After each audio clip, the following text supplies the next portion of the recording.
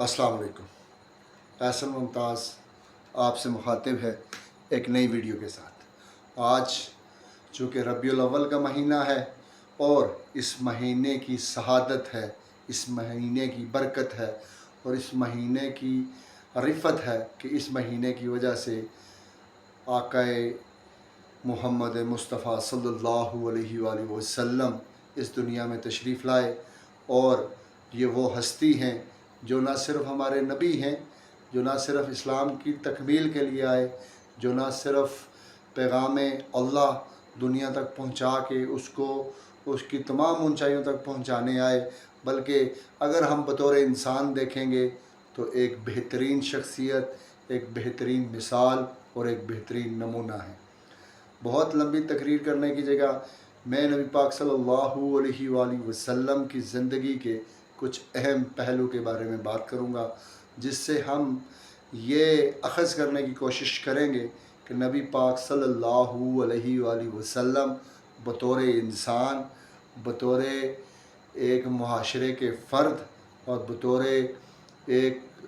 Society के member और एक मुआशरे में रहने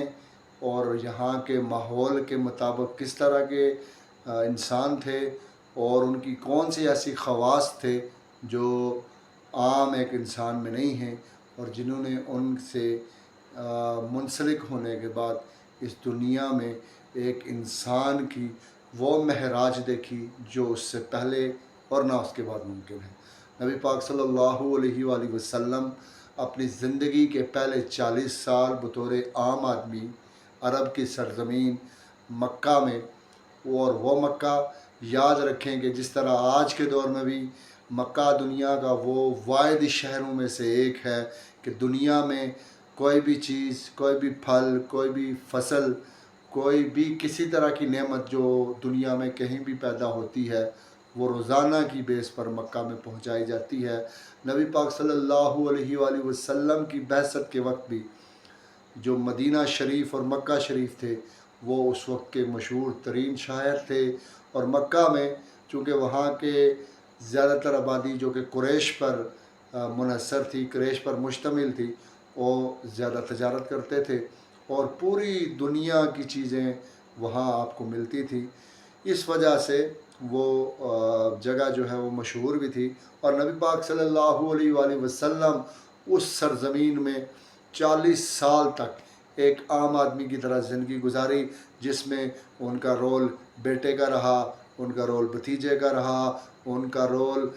बाप का रहा, उनका रोल शोहर का रहा, और एक बेहतरीन इंसान के तौर पर वो सामने आए। अगर आप नबी पाक सल्लल्लाहु अलैहि वसल्लम की ज़िंदगी का बचपन देखें तो वो आपको एक बेहतरीन बच्चा नज़र आएंगे। उनका लड़कपन देखें तो एक ऐसा नौजवान मिलेगा जो किरदार की, जो समझ की, जो अच्छाइयों की, जो जहानत की बड़ी आला नस्ल, आला मुकाम पर मौजूद है। इसके अलावा अगर आप उनकी थोड़ी सी जवान उम्र देखेंगे तो आप देखेंगे कि एक बेहतरीन पर्सनालिटी, एक बेहतरीन अक़दार के साथ, खुसूसियात के साथ एक शख्सियत आपको मिलती है। नबी पाक सल्लल्लाहु अलैहि वसल्लम वो ज़ात हैं जिनको उनके दुश्मनों की तरफ से सादक और अमीन का लक़ब दिया गया। वो ज़ात है, वो कुरैश जो उनको उनकी जान लेने के दर पर थे, उस रात भी उनकी बहुत सी अमानतें नबी पाक सल्लल्लाहु अलैहि वसल्लम के पास मौजूद थी और वो सादक और अमीन कहलाते थे। इसके अलावा हजरा अस्वद वाला वाक़ा उनकी जहानत, उनकी फ़हम व फ़रासत और उनकी आला ज़रफ़ी और उनके आला किरदार की एक बहुत बड़ी मिसाल है। आपको पता है कि जब हजरा अस्वद दोबारा तमीर करने के लिए खाना काबा को हुजरा अस्वद लगाने का वक्त आया तो कुरैश जो कि छोटी छोटी बातों से लड़ पड़ते थे, वो तमाम जो बात वहाँ के सरदार थे कबीलों के, वो ये चाहते थे कि वो हजर अस्वद को नस्ब करें। नबी पाक सल्लल्लाहु अलैहि वसल्लम की फ़हम व फ़रासत से उनके दरमियान जब तय पाया कि इस मामले का हल वो करेगा जो दूसरे दिन सबसे पहले खाना काबा में दाखिल होगा, और अल्लाह ताला के फ़ज़ल व करम से नबी पाक सल्लल्लाहु अलैहि वसल्लम वो पहले शख्स थे जो मक्का शरीफ में हरम काबा में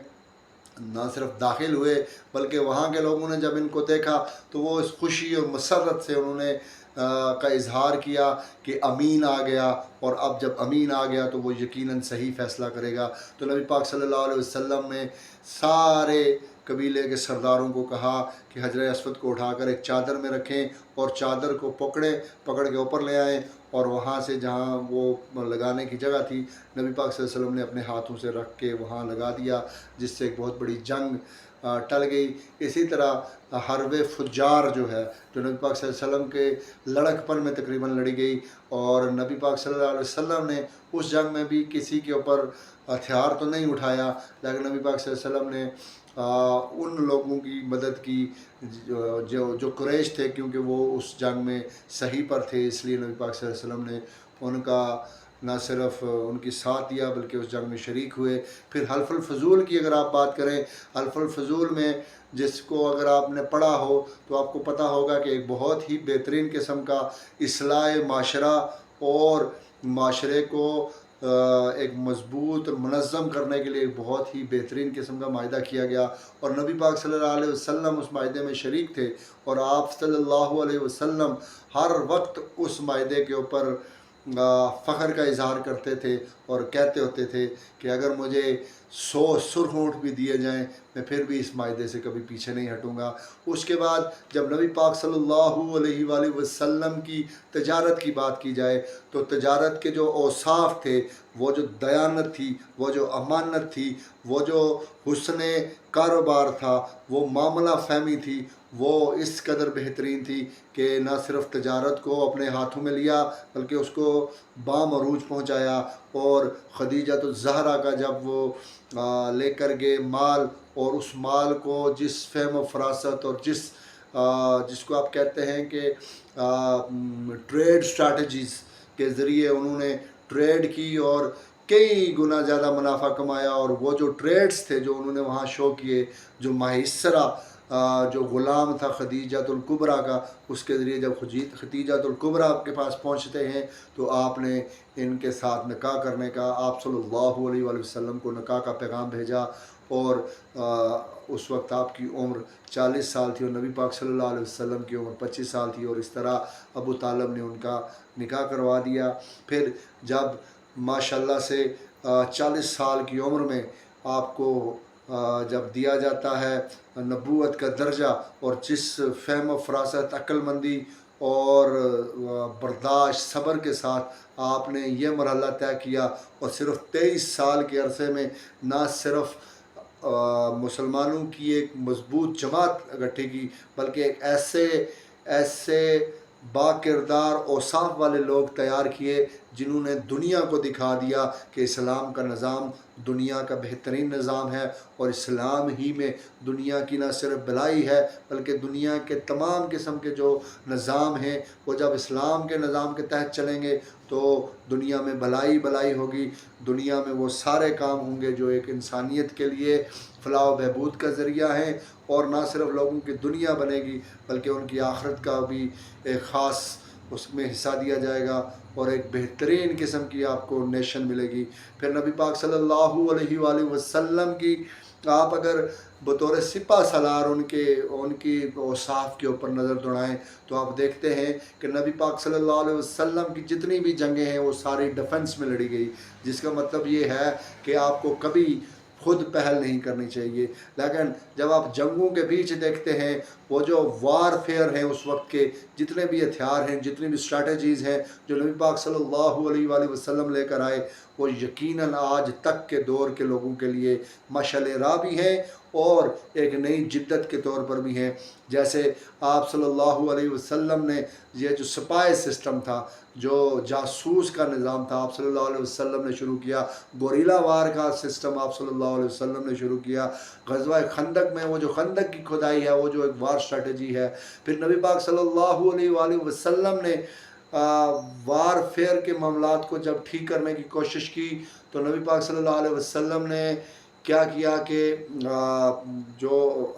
مدینہ میں جو ایسے قبائل موجود تھے جو مسلمان نہیں تھے، ان قبائل کے ساتھ ریلیشن شپ ڈیولپ کر کے، اس سے پہلے کہ قریش ان کے ساتھ ریلیشن شپ ڈیولپ کرتے، نبی پاک صلی اللہ علیہ وسلم نے ان کے ساتھ معاہدے کیے اور اس طرح ایک مضبوط معاشرہ قائم کرنے کی کوشش کی، جس میں تمام مکتبہ فکر کے لوگ، جس میں مسلمان اور غیر مسلم ایک بہترین نظام کے تحت، ایک بہترین سوچ کے تحت، ایک بہترین سسٹم کے تحت ایسے پرو دیے گئے کہ وہ چاہ کے بھی اپنے اس معاہدے سے ہٹ نہیں سکتے تھے۔ پھر جو نو مسلم جو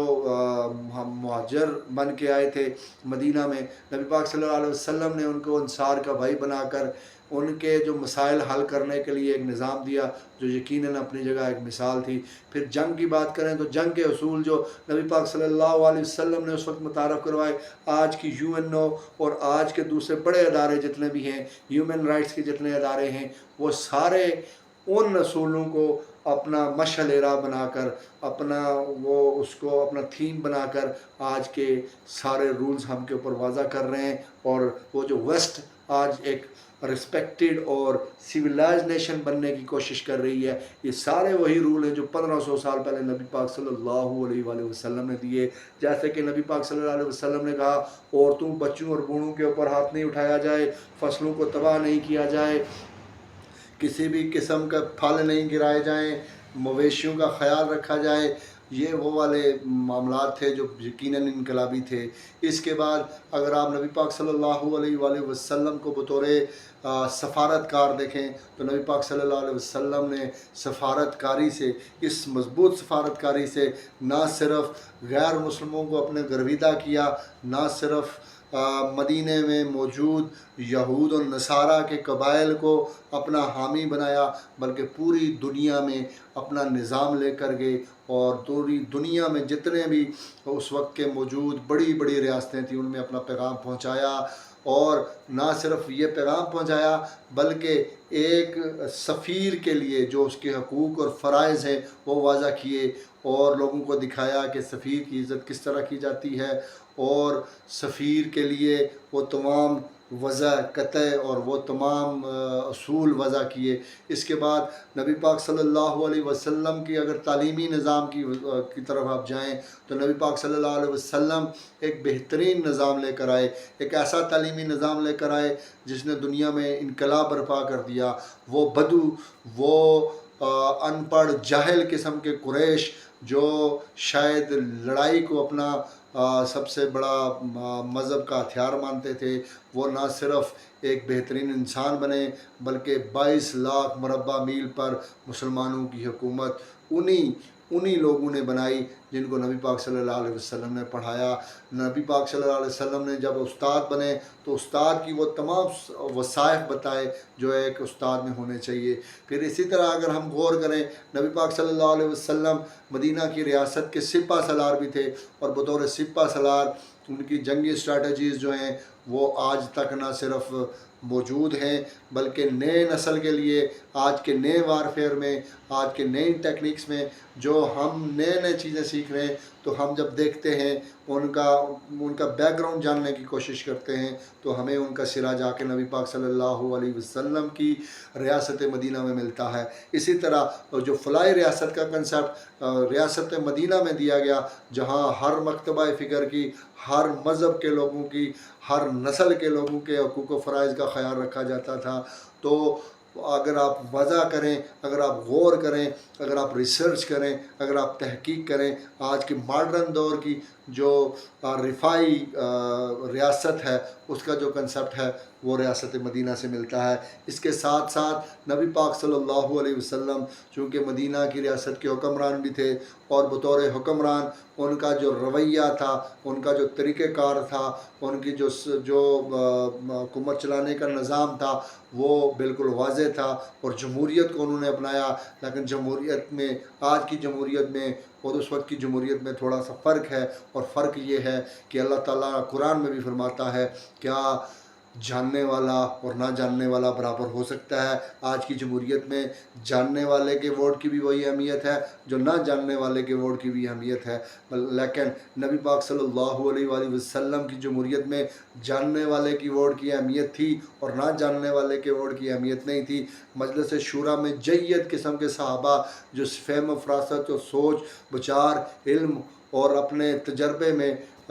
مشاق تھے، بہت مضبوط تھے، ان کو مجلس شورا میں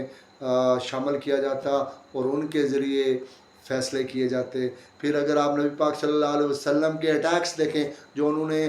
دوسرے ملکوں پر کیے، تو کوئی ایک بھی اٹیک آپ کو ایسا نہیں ملے گا جس میں آپ یہ کہیں کہ انہوں نے کوئی انسانی حقوق کی خلاف ورزی کی، کہیں کسی کو نقصان پہنچایا، بلکہ وہ جتنے بھی اٹیکس تھے وہ سارے پہلے طور پر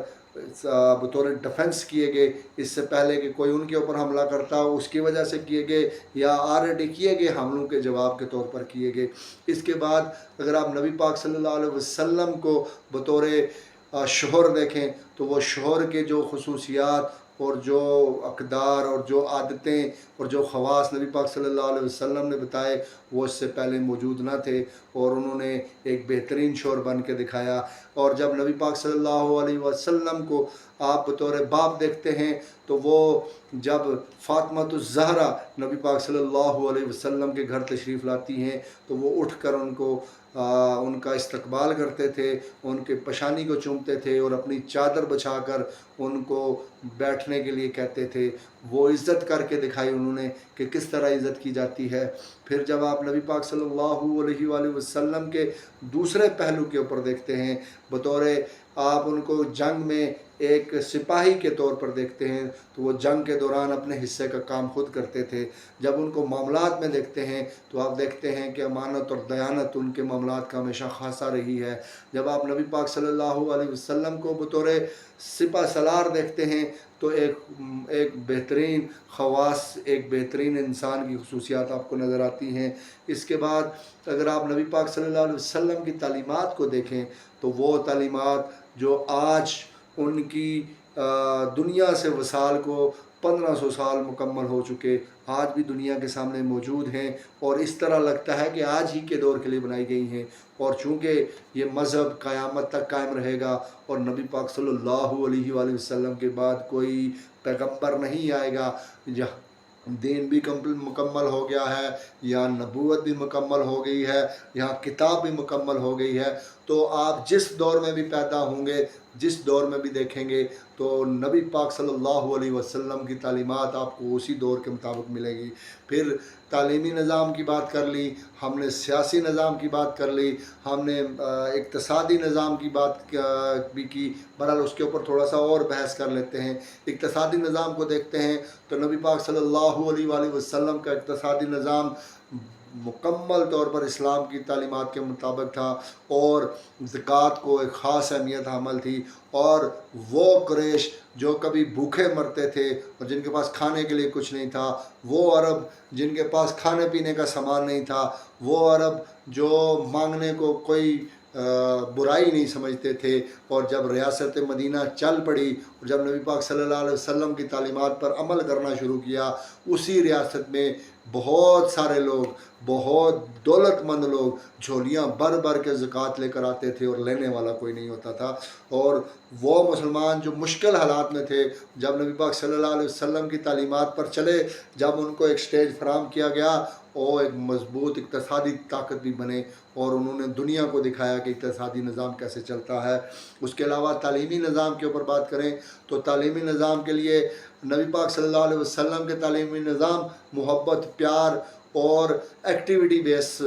تعلیمی نظام تھا۔ وہ کر کے دکھانے والے تھے، وہ سمجھا کے پڑھانے والے تھے، وہ ہاتھ پکڑ کے سکھانے والے لوگوں میں سے تھے، اور وہ اسی تعلیمی نظام کو لے کر آئے۔ یہ رٹافیکیشن، مار دھاڑ اور یہ اساتذہ کو برڈنائز کرنا اور اسٹوڈنٹس کو برڈنائز کرنا، یہ نبی پاک صلی اللہ علیہ وسلم کی تعلیمات میں نہیں تھا۔ یہ راتوں کو اٹھ کے جاگ کے پڑھنا، یہ بھی نبی پاک صلی اللہ علیہ وسلم کے تعلیمی نظام میں نہیں تھا۔ اس کے علاوہ اگر آپ بات کریں گے ان کے معاشی نظام کی تو معاشرتی نظام کی، تو معاشرتی نظام میں ہم دیکھتے ہیں کہ نبی پاک صلی اللہ علیہ وسلم نے اس سوسائٹی کے، اس معاشرے کے ہر مکتبہ فکر کے حقوق اور فرائض مقرر کیے۔ حقوق و فرائض مقرر کرنے سے یہ ہوا کہ ہر بندہ جب اپنے حقوق و فرائض کی لڑی میں فروغ دیا گیا تو پھر یہ معاشرے کے لیے، اسٹیٹ کے لیے چیزیں کرنی آسان ہو گئیں۔ ہر بندہ اپنے فرائض کو بجا لاتا تھا اور دوسرا بندہ اس کے حقوق کا خیال رکھتا تھا۔ اس طرح ایک بہترین معاشرہ قیام ہوا۔ وہ عرب جو چھوٹی چھوٹی باتوں پہ قتل کر دیتے تھے، جہاں شراب پینا، زنا کرنا، جوا کھیلنا یہ ساری عام باتیں تھیں، وہی عرب اتنے مہذب ہوئے کہ ان کی لایا گیا انقلاب آج بھی دنیا میں موجود ہے، اور اس وقت اسلام دنیا میں پہلے نمبر پہ سب سے تیزی میں بڑھنے والا ملک ہے۔ لہٰذا اب ضرورت اس امر کی ہے کہ ہمیں وہ اسلام کی صحیح روح کو سمجھنے کی ضرورت ہے، نبی پاک صلی اللہ علیہ وسلم کی پرسنالٹی کے وہ ٹریڈ سمجھنے کی ضرورت ہے، اور ہمیں یہ ضرورت ہے کہ وہ نبی پاک صلی اللہ علیہ وسلم کی وہ تعلیمات جو ہیں وہ کس طرح ہماری زندگی میں آ سکتی ہیں، اور وہ کون سے طریقے ہیں جن کو ہم اپنا کر وہ صحابہ کا دور لے کر آئیں گے۔ ابھی بھی آپ جب کہیں مسجد میں چلے جاتے ہیں، لوگوں کا اخلاص اور پیار دیکھتے ہیں، اس دور میں بھی تو جب آپ کی آنکھوں کے سامنے وہ صحابہ کا دور گزرتا ہے تو سوچیں کیا دور ہوا ہوگا، جہاں صدیق اکبر گلیوں میں چلتے ہوں گے، جہاں عمر جیسا عادل بندہ ایک حکمران کے طور پر نظر آتا ہوگا، جہاں عثمان جیسا غنی کسی ملک کا، کسی اسٹیٹ کا سربراہ ہوگا، اور جہاں علی جیسا بہادر اور دلیر اور حیدر وہ کسی اسٹیٹ کا حکمران ہوگا، تو اس اسٹیٹ کے کیا ہی کہنے ہوں گے، اور اس میں رہنے والے لوگوں کے کیا ہی کہنے ہوں گے۔ امر یہ ضروری ہے کہ ہمیں ان کی تعلیمات کو، ان کے اصولوں کو، ان کے طریقہ کار کو سمجھنے کی ضرورت ہے، اور اسے آج کے دور میں امپلیمنٹ کرنے کی ضرورت ہے، تاکہ ہم اس طرح کا معاشرہ پھر سے ایک ڈیولپ کر سکیں، ہم دنیا کے لیے مشعل راہ بنیں، نہ کہ ویسٹ کو ہم فالو کریں، بلکہ ویسٹ کو مجبور کر دیا جائے کہ وہ ہمیں فالو کرے، اور ہماری ترقی انشاءاللہ اتنی ہو جائے کہ ہماری ترقی کی وجہ سے لوگ ہمیں فالو بھی کرنا شروع کریں، اور ہم دنیا کو ایک بہترین نظام دے کر جائیں۔ جناب قائد اعظم رحمۃ اللہ علیہ نے فرمایا تھا کہ ہم اسلام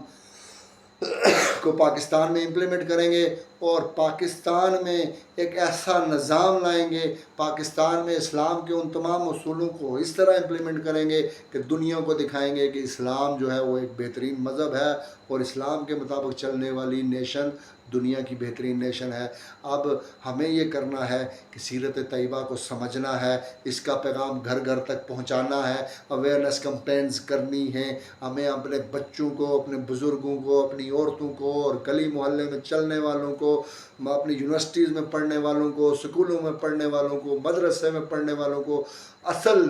اسلام کی طرف لے کر آنا ہے۔ یہ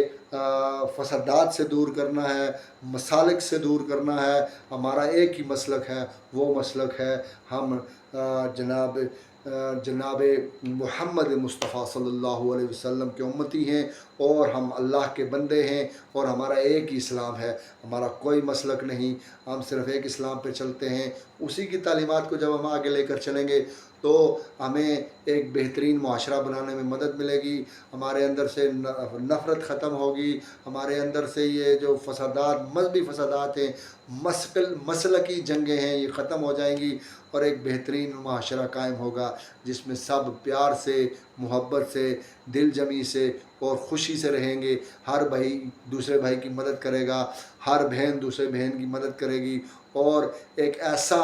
تعاون اور ادب و احترام کا ایک ایسا رشتہ قائم ہوگا کہ اس معاشرے میں پھر آپ کو کوئی کمی نہیں ملے گی، اور ہم ہو سکتا ہے کہ وہ بہترین دور جو نبی پاک صلی اللہ علیہ وسلم کے دور کا تھا، وہ بہترین دور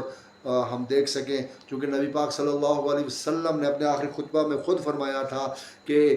یہ آج جو مجھے سن رہے ہیں ان کی ذمہ داری ہے کہ میرا پیغام آگے پہنچائیں اور آگے سننے والے آگے پہنچائیں، اور ہو سکتا ہے کہ جس تک آخر میں میرا پیغام پہنچے وہ اس پیغام کو اس سے زیادہ بہتر سمجھے جو آج یہاں سن رہا ہے۔ تو اس ضمن میں ہماری ذمہ داری بھی زیادہ ہے، اور ہمیں نبی پاک صلی اللہ علیہ وسلم کا پیغام اس تمام دنیا میں لے کر جانا ہے۔ یہ ہمارا فرض بھی ہے، یہ نبی پاک صلی اللہ علیہ وسلم کا ہمارے اوپر حق بھی ہے، اور بطور مسلمان ہماری ذمہ داری بھی ہے۔ انشاءاللہ ہم اسلام کے اوپر خود بھی عمل کریں گے اور اسلام کو پوری دنیا تک پھیلائیں گے۔ اللہ حافظ۔